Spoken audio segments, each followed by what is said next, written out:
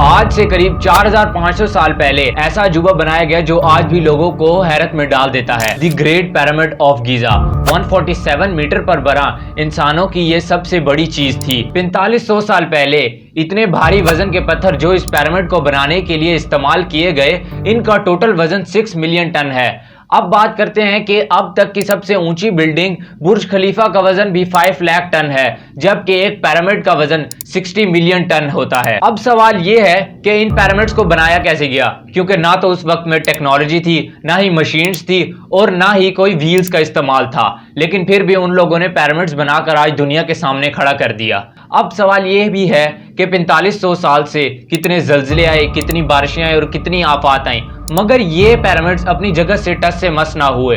दुनिया में सब कुछ बदल गया मगर ये पिरामिड्स ना गिरे ना टूटे। आखिर क्यों? तो आइए आज जानते हैं आज की इस वीडियो में। Pyramid is arguably the most enigmatic structure on the face of the earth. Built around 2500 BC, it is the tallest structure on Earth for more than 3,500 years. Built as gargantuan tombs of shining white limestone, the pyramids were तारीख में हम जितना पीछे जाते हैं उतना ही मुश्किल होता है कि कुछ कैसे हुआ, कब हुआ और ऐसे हुआ भी सही। तो ये पिरामिड्स के बारे में ये बताया गया है कि the great pyramid of Giza साल 2560 बीसी में इजिप्ट के महाराजा फैरो खुफू ने बनाया गया था। इजिप्ट के जो महाराजा होते हैं उन्हें फैरो करके बुलाया जाता है। फैरो खुफू के बारे में अगर हम बात करें तो इनके बारे में हम ज्यादा तो नहीं जानते, बस इतना बता सकते हैं कि ये डायनेस्टी 4th के सेकंड राजा थे। और ये बताना मुश्किल है कि इन्होंने कितने साल हुकूमत की, क्योंकि कुछ का कहना है कि इन्होंने 23 साल हुकूमत की, जबकि कुछ का कहना है इन्होंने 63 साल की, जबकि कुछ हिस्ट्रियंस का कहना है कि इन्होंने इससे भी ज्यादा साल हुकूमत की थी। ये पिरामिड फाइल नदी के किनारे वाक़ है वेस्ट बैंक पर। अगर आप फोटोज और वीडियोज में देखें तो आपको ये एक इकलौता पिरामिड नहीं दिखेगा, बल्कि इस जैसे 2 और भी दिखेंगे जो वैसी सेम जगह पर मौजूद हैं। लेकिन इन सब में सबसे ऊंचा दी पिरामिड ऑफ गीजा है। इससे छोटा पिरामिड पिरामिड ऑफ खैफरे है, जिसे खुफू के बेटे खैफरे ने बनाया। और इसके बाद तीसरे नंबर पर जो छोटा पिरामिड है वो पिरामिड ऑफ मेनकोर है, जिसे मेनकोर ने बनाया। अब बात करते हैं कि इजिप्ट में और कितने पिरामिड्स हैं। दरअसल इजिप्ट में और कई पिरामिड्स हैं, लेकिन ये 3 पिरामिड्स बिल्कुल वेल प्रिजर्व्ड हैं, इसी वजह से ये बहुत मकबूल हैं। क्या वजह थी इन पिरामिड को बनाने के पीछे? दरअसल ये पिरामिड मकबरे हैं जिनमें इनके फिरोज को दफनाया जाता था।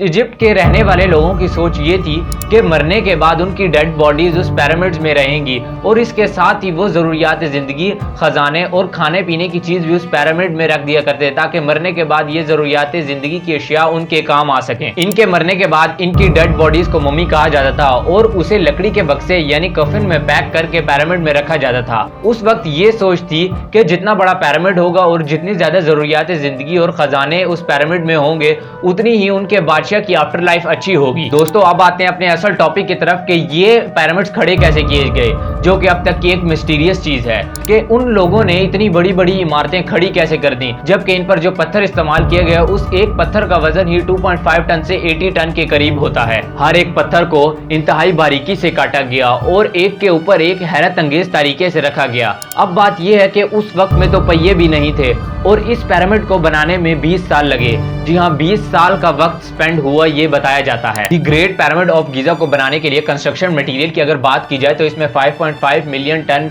लाइमस्टोन, साथ ही 8000 टन ग्रेनाइट और 5 लाख टन मेटल का इस्तेमाल किया गया। इसकी कंस्ट्रक्शन में जो पत्थरों का इस्तेमाल हुआ वो करीब के इलाकों से लिए गए थे। अब सवाल ये आता है कि इन पत्थरों को काटा कैसे गया। कॉपर जो उस वक्त कॉमन मेटल के तौर पर इस्तेमाल किया जाता था, उसी को हार्ड मेटल तोड़ने के लिए इस्तेमाल किया जाता था। उन लोगों के पास मेटल तोड़ने के बहुत ही ज्यादा यूनिक तरीके थे। ये पत्थरों में छोटे छोटे होल्स तलाश करते हैं और फिर उनमें वुड के बने वेजेस डालते हैं और फिर उस पर जोर से हथौड़ी मारते हैं, जिससे उनके अंदर दरार आ जाती है और फिर वो टूट जाते हैं। अब सवाल ये आता है कि ये इन इतने भारी पत्थरों को मूव कैसे करते हैं, क्योंकि उस दौर में व्हील्स का इस्तेमाल तो नहीं था। तो इसका जवाब ये है कि ये लोग राफ्ट बनाते थे और राफ्ट को नदी के ऊपर तैराते थे। इसी तरह पिरामिड तक पत्थर पहुंचाने के लिए उस राफ्ट के ऊपर पत्थर एक के ऊपर एक तरतीब लगा कर रख दिया जाता था और फिर वो पिरामिड तक उन पत्थरों को पहुंचा देता था। ये स्लेजेस का इस्तेमाल करते थे।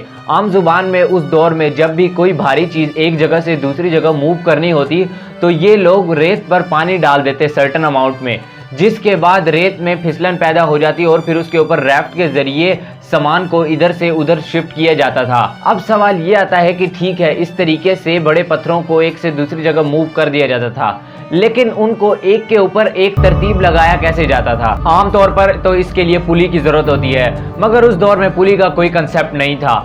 दरअसल उन लोगों ने इन पत्थरों को ऊपर तक पहुंचाने के लिए रैंप सिस्टम बनाया। उस दौर में रैंप सिस्टम, जबकि एक पत्थरों को पहुंचाने के लिए स्ट्रेट स्लोप थी और ग्राउंड से टॉप तक पत्थरों को पहुंचाना था, उन्होंने रैंप के दौरान डंडे गाड़ दिए और फिर उन डंडों से पत्थरों को ऊपर की तरफ खींचा। अब बात करते हैं इसकी कंस्ट्रक्शन पोजीशन की। तो दोस्तों, ये चारों साइड मतलब नॉर्थ, साउथ, ईस्ट, वेस्ट से एग्जैक्टली सेम है।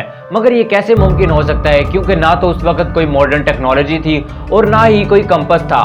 दोस्तों, उस वक्त के लोगों ने सूरज की मदद से इसकी डायरेक्शन सेट की। तो ये थी हमारी आज की इंफॉर्मेटिव वीडियो। अगर आपको अच्छी लगे तो चैनल को सब्सक्राइब करें और साथ ही बेल आइकन को प्रेस कर दें।